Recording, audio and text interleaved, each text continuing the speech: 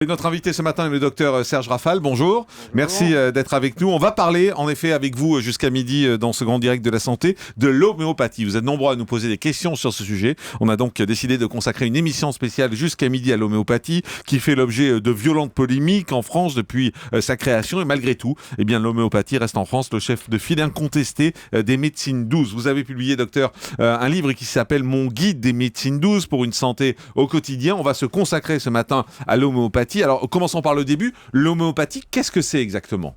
L'homéopathie, c'est une méthode qui est née il y a 2 siècles, à peu près, je crois, décrite vers 1810. Les bases datent de 1810, avec 3 principes de base qui s'opposent d'emblée au courant officiel et qui font l'objet, même actuellement, des polémiques. D'abord, la loi des semblables, c'est-à-dire qu'une substance qui est capable de déclencher des symptômes est probablement capable de les guérir. Le deuxième principe, c'est la personnalisation, c'est-à-dire que chaque patient va faire sa maladie. Donc on a reproché à l'homéopathie de ne pas s'appuyer sur un diagnostic, mais de s'appuyer que sur des symptômes, ce que n'aime pas la médecine officielle. Et enfin, la dilution, dynamisation, succussion, c'est-à-dire qu'on prend le principe de base, on le dilue énormément. Là aussi, beaucoup de critiques, puisqu'à partir du moment où on le dilue trop, on est au-delà d'un principe, du nombre d'Avogadro, qui est en l'occurrence l'existence de la moindre trace de principe actif.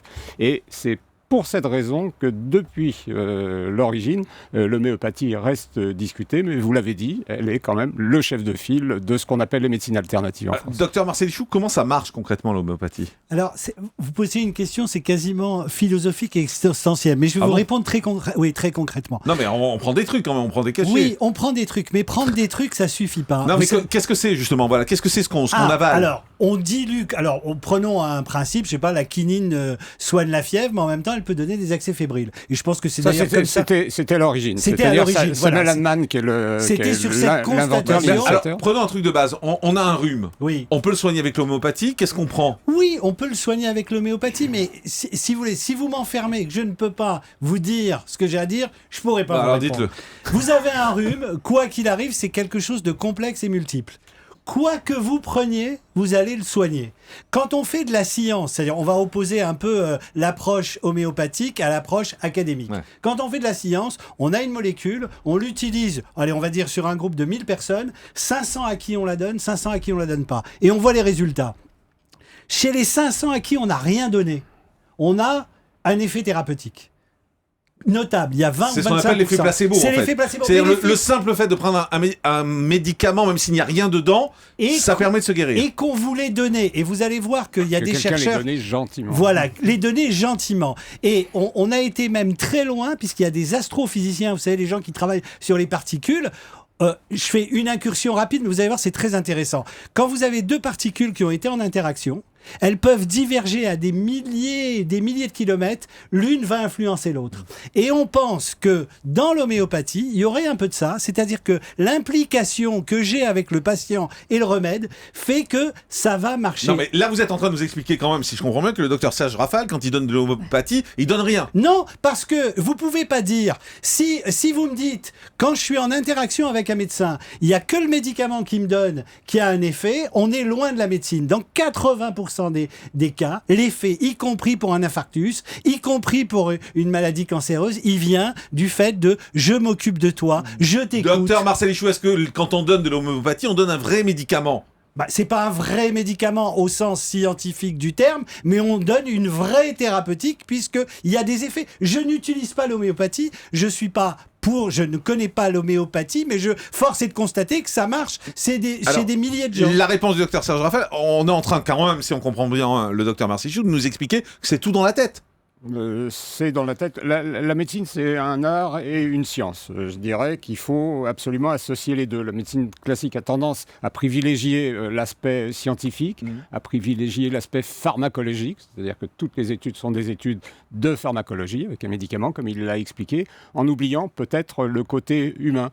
bien longtemps, on a uniquement tenu compte de l'espérance de vie. On se rend compte que la qualité de vie, pour certains patients, est quand même fondamentale. Mais juste pour bien comprendre, ce que dit le docteur Marcelichou, c'est que ce qui est important, c'est le rapport avec le patient, que ça se passe beaucoup dans la tête et qu'on pourrait lui donner n'importe quoi, que ça dépend des pourrait le maladies. soigner. Attendons. On parlait d'un rhume, Voilà, par ça exemple. dépend des Que sur un maladies. rhume, par exemple, on pourrait lui donner n'importe quoi et ça le soignerait à partir du moment où il est convaincu que ça le soigne. Non, je vous disais tout à l'heure 3 principes Oui, de non, mais base, ça, et là, ça, vous n'êtes Non, parce que dans c'est le ce qu'a deuxième, expliqué voilà. le docteur Ichou, c'est pour ça. Alors, il est passé très très vite sur le premier et également sur le troisième. Vous l'avez évoqué avec les expériences Docteur Martine de l'eau. Pérez, mais vous y croyez ou pas, vous, à l'homéopathie? Alors, justement, vous avez raison de parler de croyance, parce qu'on est quand même dans une dimension de croyance. D'abord, moi, je pense que les médecins homéopathes ont une chose formidable, c'est qu'ils ont une vision globale de leurs patients. Ils ne soignent pas un rhume, ils soignent un individu. Ça change tout. Quand vous allez voir votre médecin, vous avez mal à la gorge, vous dites j'ai tel symptôme, il vous fait une ordonnance et vous repartez,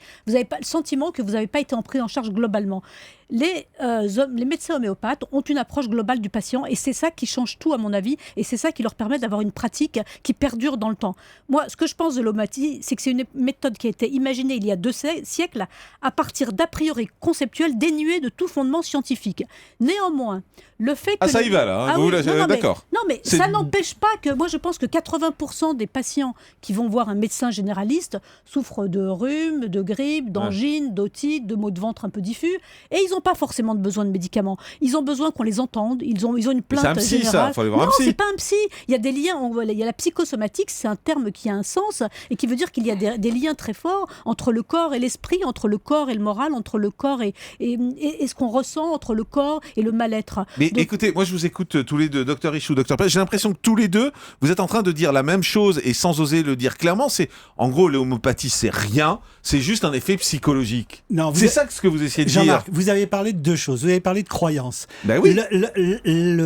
L'homme et la femme sont des animaux croyants. C'est le même débat qu'on a avec l'astrologie. Il y a des gens qui croient à l'astrologie. C'est un peu la même chose. Pour autant, c'est pas parce qu'on n'a pas trouvé le mécanisme d'action scientifique de l'homéopathie qu'il n'existe pas. Alors, c'est ça le docteur problème. Serge Raphaël, vous répondez à tout ça parce qu'on parle de croyance. C'est une croyance l'homéopathie? Non, ça n'est pas uniquement une Ça n'est croyance. pas uniquement, mais c'en est une aussi. Bien évidemment, Dr Pérez a raison. On trouvera autant de preuves de l'inefficacité que de l'efficacité. À chaque fois qu'une étude est publiée, 2 ans après, elle est totalement démentie. Il y a eu les études publiées en 2008, démenties en 2012, l'étude australienne en 2014 qui revient sur l'étude suisse.